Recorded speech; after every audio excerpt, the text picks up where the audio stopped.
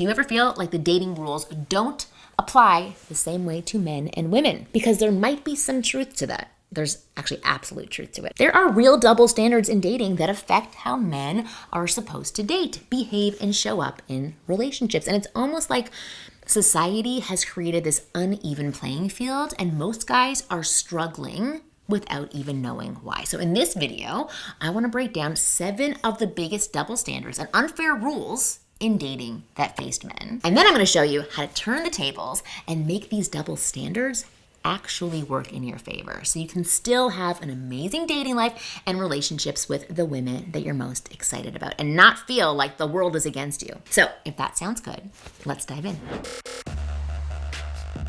I'm Marni, and from here on out, I am going to be your very own personal wing girl. It is my job every week to give you the no BS insider info about what women really want versus what they say they want, plus the most effective methods to win over any woman you like. So just hit that subscribe button now so that you never miss a video. All right, let's dive in. Here are the 7 double standards in dating men face. So double standard number 1, men have to make the first move, but the rejection is all on you too.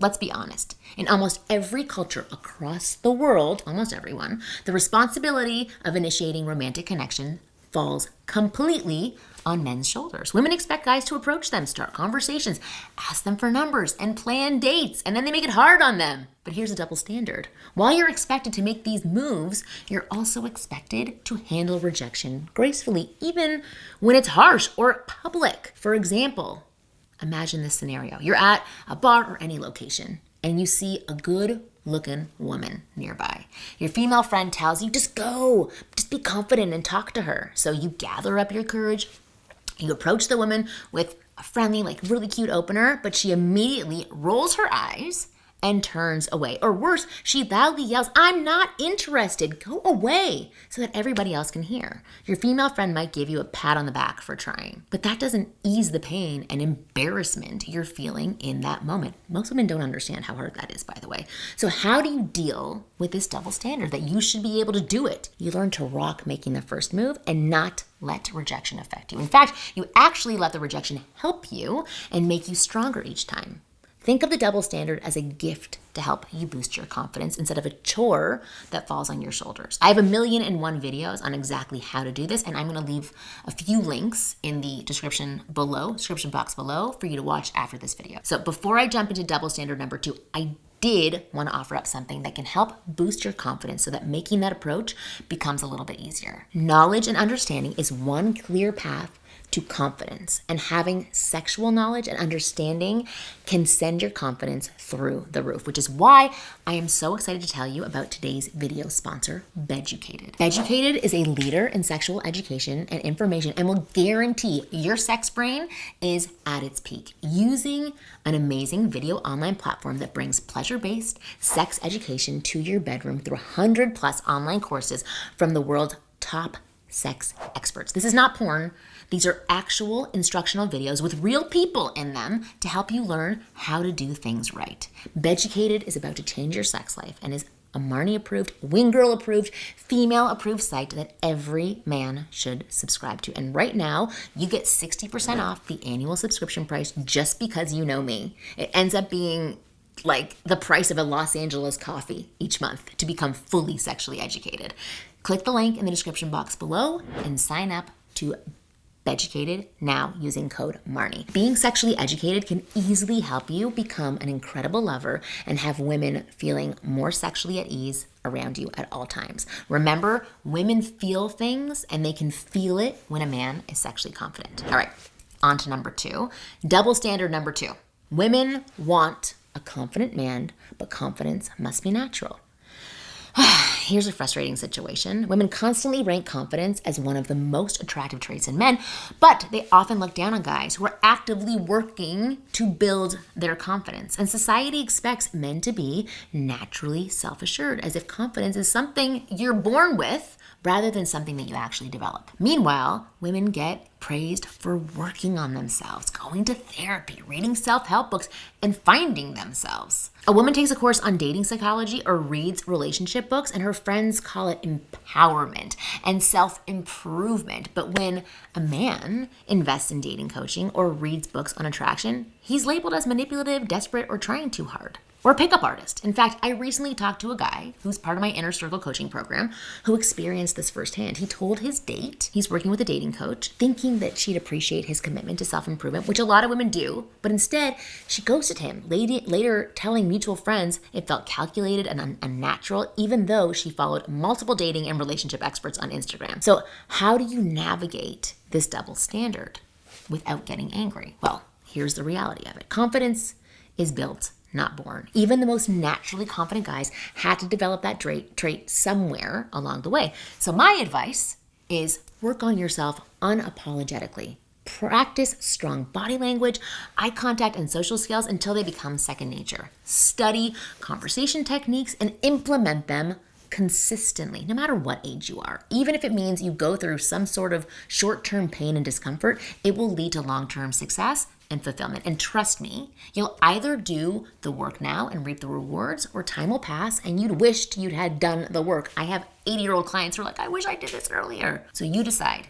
And to be honest, that girl who ghosted that guy because he was working on himself, those are her issues, not the guy's. And he dodged a bullet by her pulling away after he expressed that he was working on himself. Okay? Reframe. A good, mature, open woman will appreciate the time and effort that you put into yourself, which will eventually get to her. And if she doesn't, that's her issue.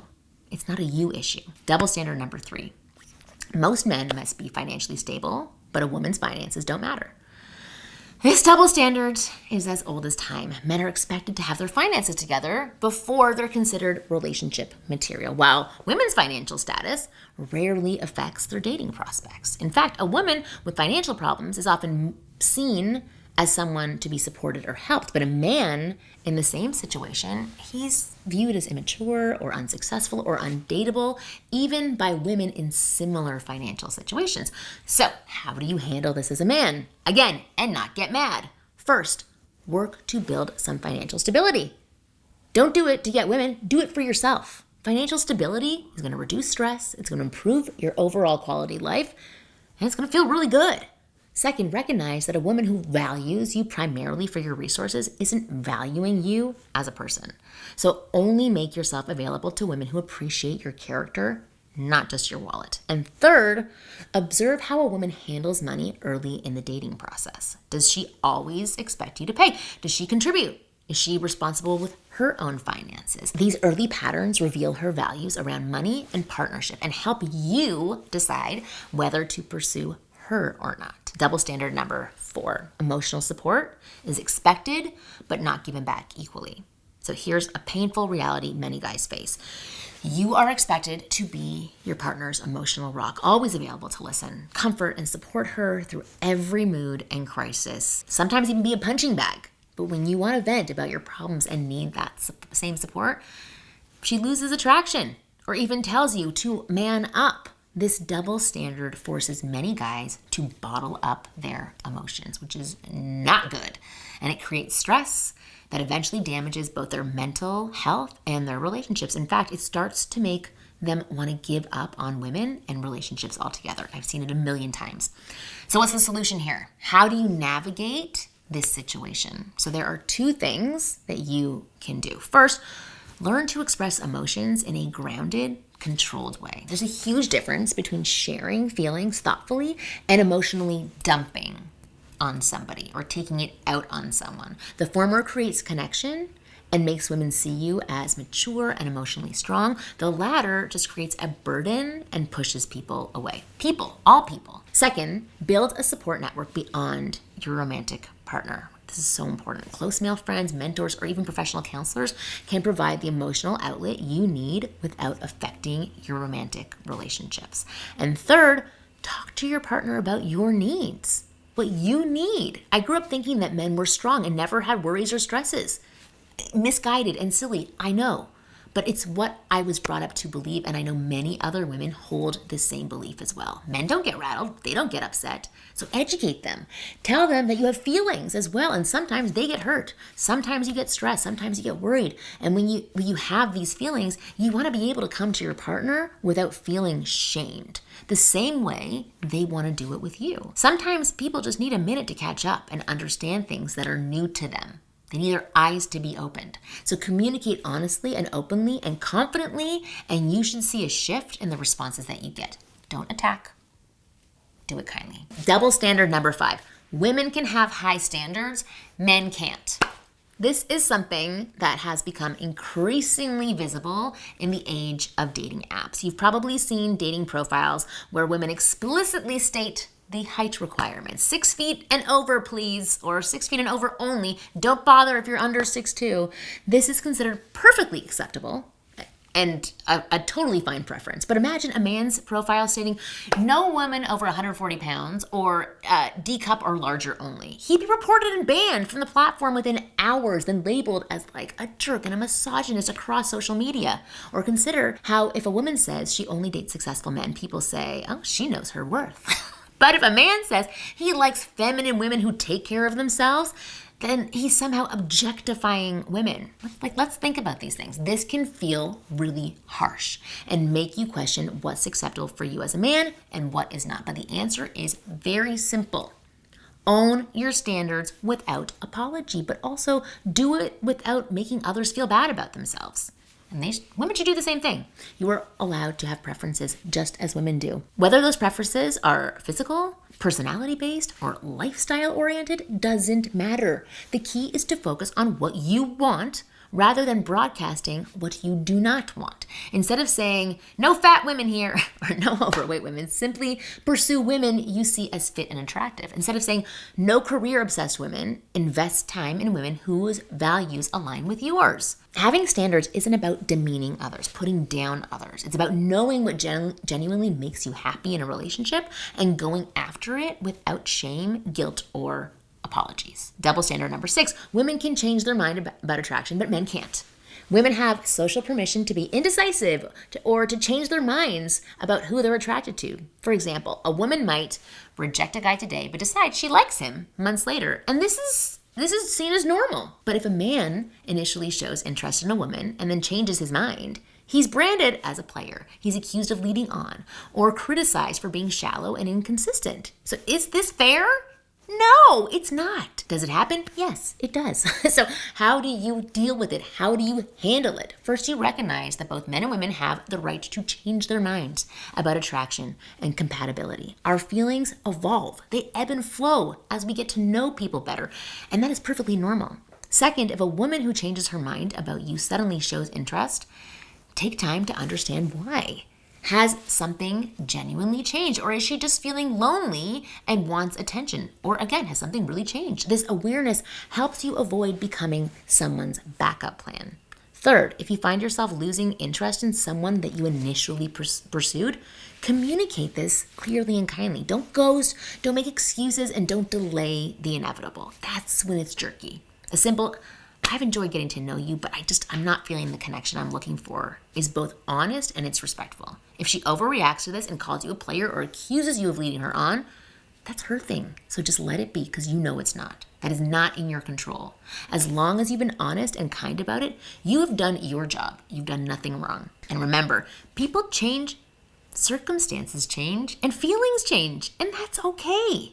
It's totally okay. Double standard number 7, men need to take care of themselves, but women expect unconditional support.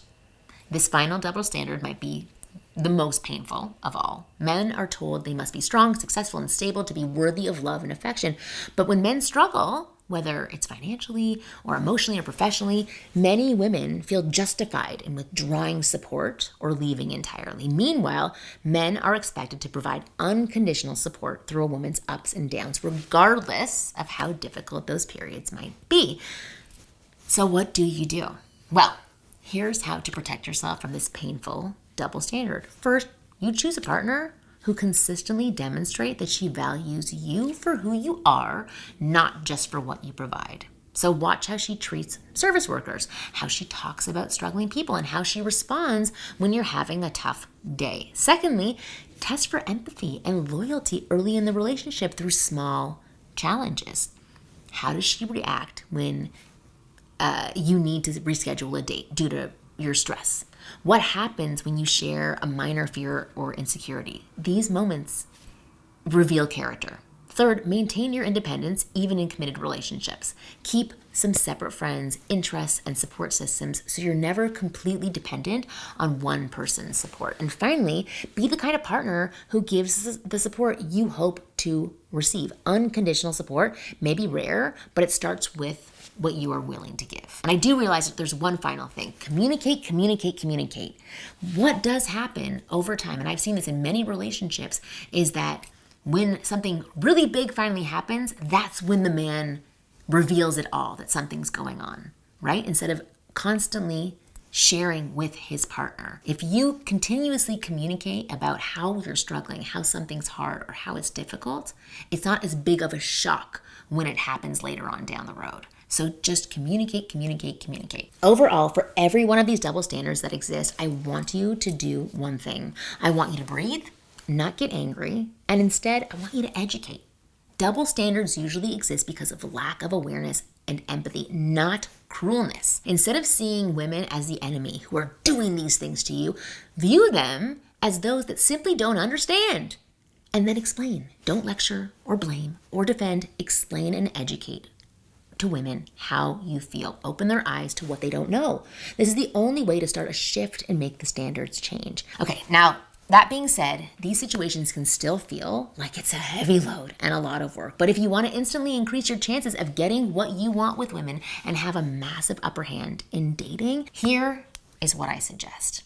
I want you to go to the link below and check out my best-selling program, The F Formula. And the F formula, or the flirting formula, shows you how to naturally build attraction and create chemistry with a woman without overthinking or forcing it. It's not about cheesy pickup lines or trickery. This method focuses on scientifically backed flirting and attraction triggers that women respond to on a biological level. In fact, if you've ever felt like a woman is out of your league, you need to try out the F formula. There is no fluff, there's no guesswork. It is just a practical system to go from hello to making her want you in 3 simple steps that any guy can follow. So go ahead, click the link in the description box below and check it out now. Literally over, I think 50,000 guys have used this formula and seen massive changes in their results with women. Many guys go from being ignored by women to getting dates within days, and I see no reason why it cannot do the same thing for you. So if you really want an upper hand with women,